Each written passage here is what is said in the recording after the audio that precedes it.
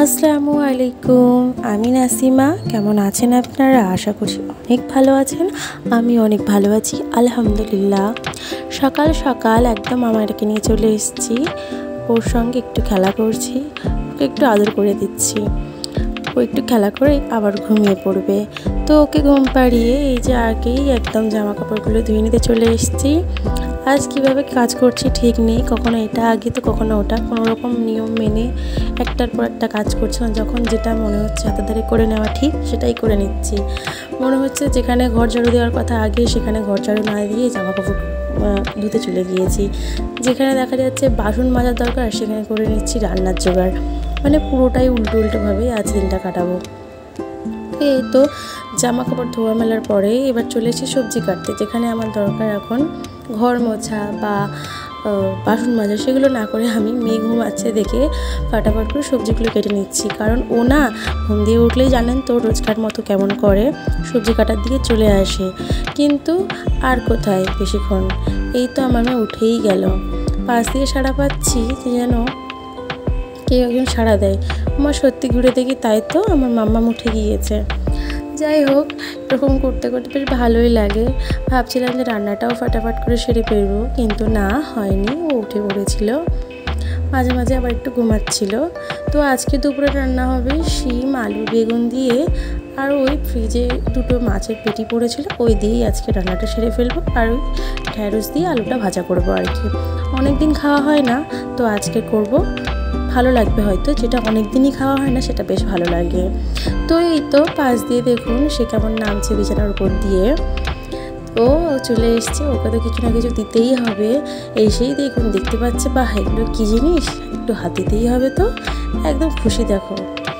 আর এই যে আমি ঠিক যেমন করছি সে ঠিক তেমনই করছে, কিন্তু মানে আমার মতন করে ওরও হাতটা নাড়া দিতে হবে আর কি। তো এই তো দেখতে পাচ্ছেন ওর হাতের মধ্যে আমি একটা শিম ধুয়ে মুছে দিয়েছি, ও সেটা নিয়ে মুখের মধ্যে দিচ্ছে। ওরা একটা অভ্যাস, ও সবটা নিয়ে গালের মধ্যে দেয়। আর কিছু করার নেই, হয়তো আমি কোনো কাজ ছাড়তেই পারি না।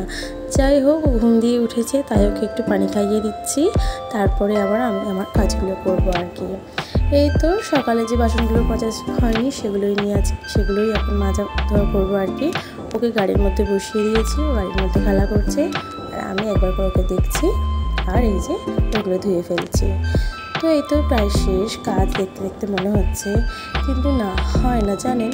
বাচ্চা থাকলে না সমস্ত কাজ যেন একটার পর একটা হতেই থাকে না, একটা করে করি তো আবার মেখে নিয়ে পড়ে যায়। তো এই যে হয়ে গেল সব শেষে। আমি না বেশিটা রোজের মতো একটু ক্লিন করার চেষ্টা করি। কখনো দেখি যে বাসন মাজার পরে ক্লিন করি, আর কখনো দেখি যে দিন শেষে একবার অন্তত হলেও ক্লিন করি। তো আজকের মনে হলো একটু ক্লিন করা দরকার আছে, তাই আমি মেশিনটা ক্লিন করে নিচ্ছি আর কি। তো ভাবছি চটপট করে রান্নাটা বসিয়ে ফেলবো, কারণ রান্নাটা হয়ে গেলেই মনে হয় যে না ঠিক আছে, সময়ের মধ্যে তো মানুষটা আসলে খেয়ে চলে যেতে পারবে। তো এই যে আমি বাসনগুলো মাঝে ওখানে রাখছি, আর আমারে একটা একটা করে টান মেরে সব ফেলে ফেলে দিচ্ছে।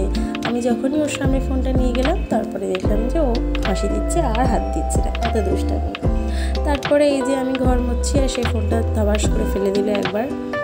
ভাবছি ঘর মুছে আজকে আমাদেরকে তাড়াতাড়ি গোসল করিয়ে দেবো, কারণ ওকে আজকে শ্যাম্পু করাবো। আর শ্যাম্পু করাতে গেলে একটু সময় লাগে, সেই জন্য আজকে ওকে একটু তাড়াতাড়ি করে গোসল করে তারপরেই আমি রান্নাটা করবো। তো এই তো গোসল করাতে নিয়ে চলে এসেছি, আর দেখুন না ক্যামেরার দিকে তাকালে কেমনভাবে একটা হাসি দেয়। ও না এই যে গামলার মধ্যে পানি দিয়ে দিলে ও যে বেশ খুশি হয়, কারণ ভাবে আমি এখানে হয়তো বেশ, মানে ও বাচ্চারা হয় না কি আর আনন্দ পায়, সেরকমই আর কি।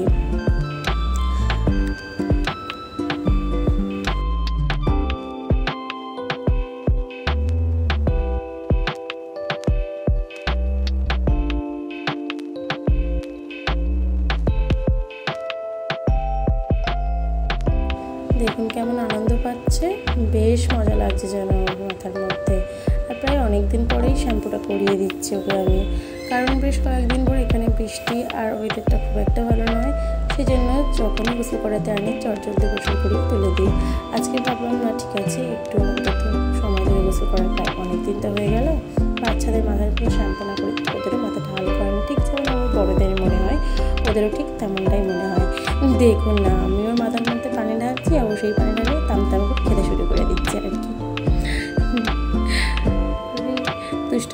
দেখলে মনে হয় যে কী শান্তি। সারাদিন আমরা কত ব্যস্ত থাকি, আমাদের কত বিরক্ত থাকে, কিন্তু দেখুন ও কিন্তু ওর মার কাছে থাকলে একটু বিরক্ত হয় না। আমরা বরং মাঝে মাঝে মনে হয় একটু বিরক্ত হয়ে যাচ্ছি, কিন্তু বাচ্চারা দেখবেন সারাটাক্ষণ আপনার মুখের দিকে, আপনার দিকেই তাকিয়ে থাকে, তাই না?